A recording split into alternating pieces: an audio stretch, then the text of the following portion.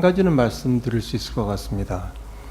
그 여름쯤인데 그 정보위원회에서 지난 정부 그 국정원에 계셨던 어느 야당 의원께서 홍장원 차장을 지목하면서 차장이 내가 국정원에 있을 때 유력한 사람을 통해서 7차례 나한테 인사청탁을 하지 않았느냐라고 말을 했습니다. 그래서 그 얘기를 들으면서 아마 전 깜짝 놀랐고 거기 들었던 모든 사람들이 깜짝 놀랐을 텐데, 대통령은 계엄 당일 8시경 증인이 미국에 가 있는 줄 알고 증인에게 전화를 해서 어딥니까? 라고 물었더니 증인이 저 아직 여기입니다 라고 답을 하길래 대통령께서는 여기가 미국이라고 생각을 해서 예 알겠습니다 라고 통화를 종료한 후 국정원장 부재 시의 직무대행인 1차장 홍장원에게 전화를 하였다고 합니다. 증인과 대통령 사이에 그와 같은 대화가 있었던 것이 맞나요? 맞습니다. 그 홍장원도 그 증인에게 3일 밤 그 정무직 회의가 끝나고 증인에게 대통령이 전화에 대해서 보고를 하면서 대통령이 자신에게 전화한 이유에 대해서 대통령으로부터 전화를 받았습니다. 대통령님께서 원장님이 미국 출장을 가셨는지 아셨나 봅니다. 라고 하였죠. 그렇습니다. 당시 홍장원은 증인이 계엄과 관련해서 국무회의에 다녀온 사실을 모르고 있었죠. 예, 제가 얘기 안 했습니다. 홍장원이 계엄 다음 날인 2024년 12월 4일 오후 4시경 증인이 이재명에게, 그러니까 국정원장님한테 이재명에게 전화를 해보세요 라는 말을 하였죠. 그 이재명 대표에게 전화 한번 하시죠 이렇게 얘기했습니다. 구체적으로 다른 어디가 없었나요? 앞에 상황이 그 지금 상황으로 봤을 때 그 정도 말은 붙었었던 것 같습니다. 그에 대해서 증인이 뭐라고 대답을 하였나요? 국정원은 다른 정부기관보다 정치 중립을 더 엄격히 지켜야 되는 데입니다.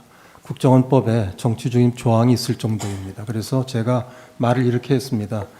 평상시에도 국정원장이 야당 대표하고 연락을 하는 거는 정치적으로 해석될 소지가 큰데 12월 4일 지금 이 시점에서 아주 정치적으로 민감한 시기에 제가 평소 연락도 하지 않는 야당 대표에게 연락을 한다고 하면 그건 누가 보더라도 정치적으로 해석될 수밖에 없으니까 하면 안 되는 일이다 하고 얘기를 하고 안 하겠다고 했습니다.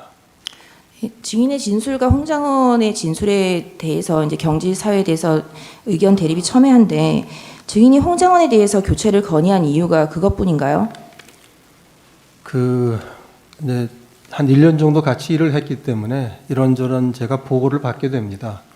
홍장원 차장의 장점도 있고 또 홍장원 차장의 단점에 대한 보고도 제가 받게 되는데 이런저런 이제 이 얘기들을 보고를 받기 때문에 또 저로서는 이제 한 1년쯤 됐습니다. 정무직들 임명된 지가. 그래서 홍장원 차장에 대해서 이제 모든 정무직에 대해서 인사 부분을 생각할 때고요. 그다음에 이제 여기서 자세한 말씀을 드리는 건 적절치 않다고 보지만 공식적인 기록에 남아 있는 거 한 가지는 말씀드릴 수 있을 것 같습니다. 그 여름쯤인데 그 정보위원회에서 지난 정부 그 국정원에 계셨던 어느 야당 의원께서 홍장원 차장을 지목하면서 그 차장이 내가 국정원에 있을 때 유력한 사람을 통해서 7차례 나한테 인사청탁을 하지 않았느냐라고 말을 했습니다. 그래서 그 얘기를 들으면서 아마 전 깜짝 놀랐고 거기 들었던 모든 사람들이 깜짝 놀랐을 텐데 그런 걸 보면서 홍장원 차장의 특히 이제 정치 중립과 관련해서 제가 어떻게 생각을 해야 될지 조금씩 머릿속에서 생각을 하게 됐다는 말씀드립니다. 그건 정보위원회에서 있었던 회의 중간에 있었던 얘기니까 아마 속기록도 남아 있을 것으로 생각합니다. 그 여름쯤이라고 하셨는데 몇 년도 여름을 말씀하시는 건가요? 작년 여름 한 8, 9월 달 정도 아닌가 싶습니다. 그 지난 정부 국정원과 관련해 있었던 야당 관련한 사람 유력한 사람이라 누구를 말씀하시는 거죠? 그러니까 지난 정부 때 국정원에 재직한 바가 있는 야당 의원이신데 제가 뭐 이름까지 말씀드리는 게 맞는지 모르겠습니다. 박선원 아니면 박지원 이 정도가 제가 지금 생각할 수 있는 이름인데 맞나요? 네. 둘 중에 누구신가요?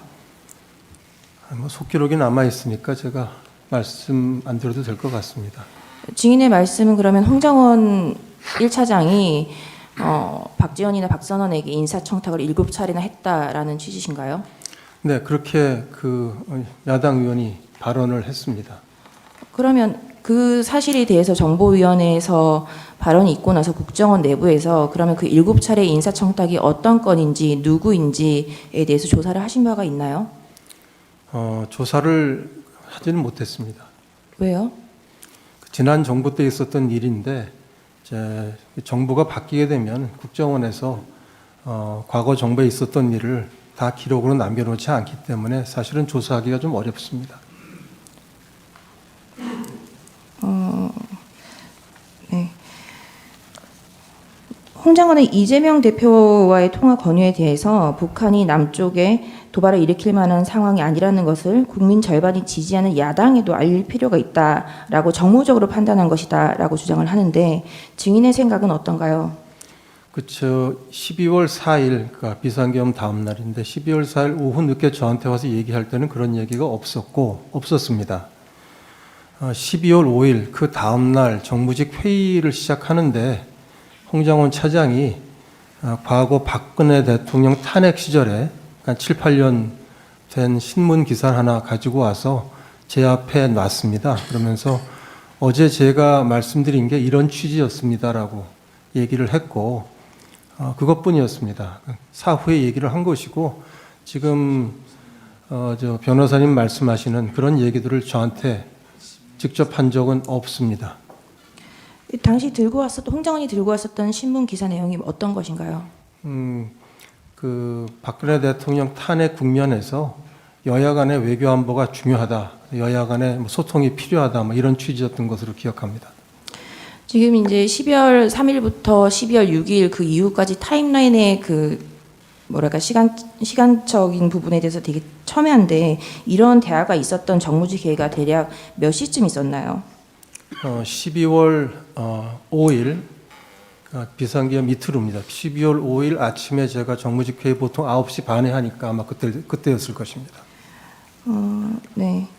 근데 이런 판단은 박근혜 정부 때 기사를 들고 와서 하는 거였는데 지금 현재 핸드폰에 일반인들의 핸드폰에도 대남 오물풍선 관련해서 경고가 알람이 수차례 뜨고 있는 현 상황과 맞는 판단이라고 생각하셨나요? 그렇지는 않습니다. 국정원장이 야당 대표에게 전화를 한다는 그 자체가 제가 보기엔 누가 보더라도 정치적인 행위이고 특히 12월 4일 같은 경우에는 비상계엄 이후에 야당에서 이미 탄핵안을 발의하겠다고 발표를 하고 대통령 파면을 거론하고 있는 그런 시기니까 평상시보다도 정치로 훨씬 더 민감한 시기다. 이런 시기에 국정원장이 야당 대표랑 갑자기 전화를 한다고 하는 것은 아주 부적절한 일이라고 생각했습니다. 증인은 후임 인선으로 2024년 12월 5일 대통령에게 추천을 드리고 오호룡에 대해서 추천을 드리고 오호룡에게 연락을 해서 1차장으로 임명된다라는 사실을 알리고 인사혁신처에 준비를 시켰죠. 그렇습니다. 그게 언제쯤인가요?